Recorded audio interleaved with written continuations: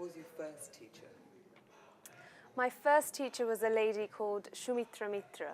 She still is, a very renowned teacher back in Calcutta, and she's one of the main dance teachers in a school called Bani Chakra Academy, which is in South Calcutta. And it's quite a large academy, and they cover lots of other disciplines.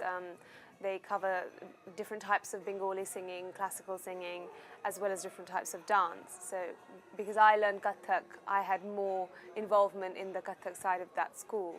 And I did my first diploma in that school and completed the whole first section of the Kathak course. And then I moved back to London in 1990, where I continued at the Bhavan Centre in West Kensington in London.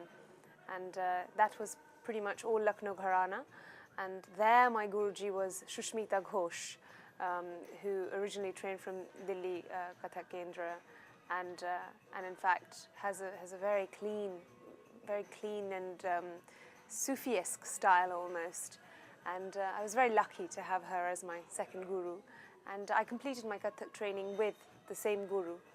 And then all of the masters and advanced work has taken place with Shashwati Shen, who's also a resident of Delhi, who attends maybe once or twice a year to London to give quite specific master classes.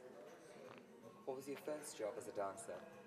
That's a funny story, actually. My first job as a dancer was when I was 13. So it seems rather young to have a first proper contract. I still hadn't completed my Kathak exams. I think I was probably halfway through them. And a director lady, came and saw us in class. And she didn't say why she was there or why she was watching us. We were aware that a complete stranger had entered our class and she was watching the whole thing. She attended 2 days in a row. And on the third day, she approached the teacher and said, I have a specific proposal. I would like to invite some of the dancers for a particular shoot. And it was for a very, very famous, at that time, a famous music pop group called UB40. So they were quite big in the 1980s and the 1990s. And I had heard of them, but I don't think my parents actually knew who UB40 were. And there was this sort of very, very decisive moment when they had to decide whether they'd allow me to be part of this shoot or not. And I begged them and I said, you have to, I absolutely love this group, they're just wonderful. And they said yes. And so that was my first experience of being in a massive studio somewhere in Elstree, the lighting everywhere. They had trapeze artists, they had a beautiful but howling, crying baby, lots of models who were at least double our height, African dancers, obviously Indian dancers, and it was very exciting, having costumes actually made to measure for us, and just having that whole experience of being able to be given a mark and follow that mark and dance only in this given section and do the same thing again and again and again, so that the cameramen have at least 15 cameras at your face and they can catch. All of that came very early for me, and it was good actually. I'm glad I had that experience. And that was, you were dancing Kathak? That was very much a pure Kathak performance. Sorry, say that again please, I interrupted you. That was very much a pure Kathak performance. I remember doing a piece called the Aradhana, and obviously what they did was they actually took the dance form and they melded it into the song, and just because of the words of the song, the lyrics of the song, the movements of the dance and the lyrics of the song worked beautifully. I think that's probably why the director came and watched us for 2 sessions in a row before deciding whether or not to take us. The lyrics of which song, as in of UB40's song you were saying? That's right, it's the lyrics of the UB40's song. I think the song was called Higher Ground. It was a top 10, I think it reached number 7 or something. And I remember at that time I was still very much in school, and every day my friends would be watching the charts and saying, it's actually reached number 10. Do you think it'll reach number 5? And, you know, taking sort of bets unofficially whether or not it would go higher and higher up the charts. So it did quite well.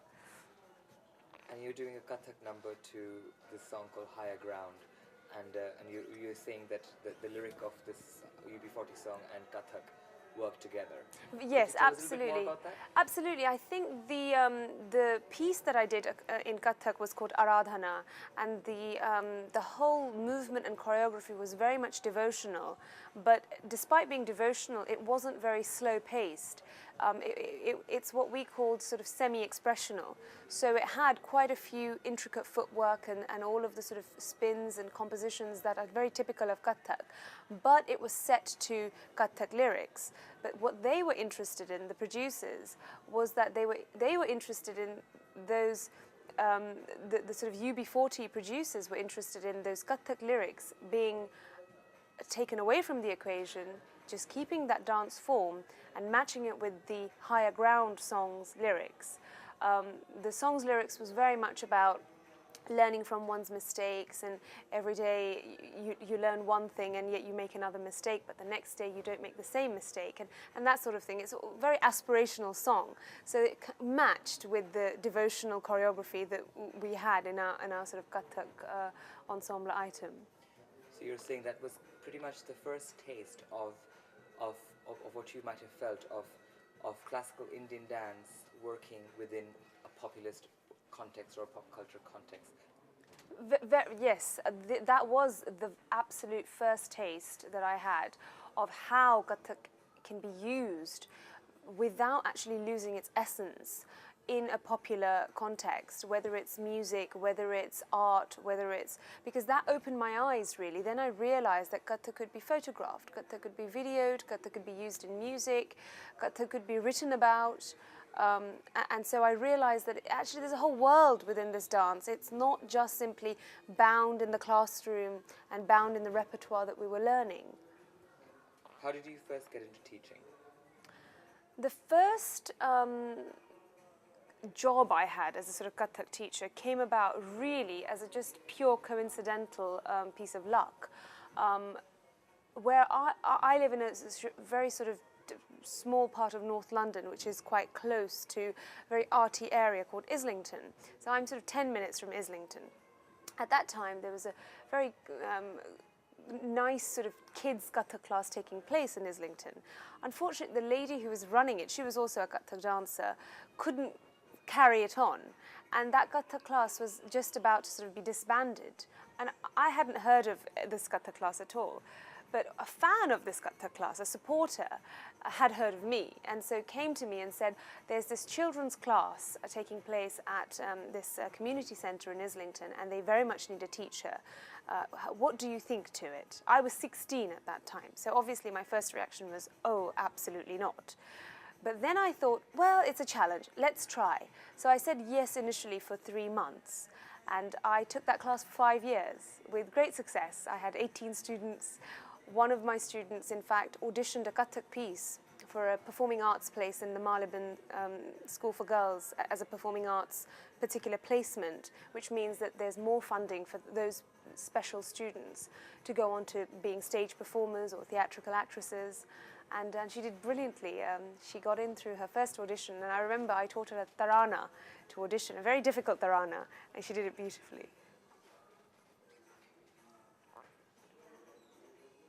Do you still teach classical and traditional and folk or anything like that? I don't actually run any regular classes anymore. When I used to teach on very much a weekly basis, and it was 2 classes a week. And those old students who I haven't taught for a while still ring back to find out if I've started classes again. But having said that, teaching is still very much in my life. Being a choreographer and a dancer means that I often have to work with new dancers all the time, and they're very capable perhaps in their own forms, but they may not be so used to some of the other forms that we're working with. For example, it may be that there's a wonderful folk dancer that I'm working with, but that particular folk dancer is not very aware of a Tagore style that we're working with, which means that there needs to be a sort of quick crash course on the Tagore style. And so there is teaching always involved in any piece that I do.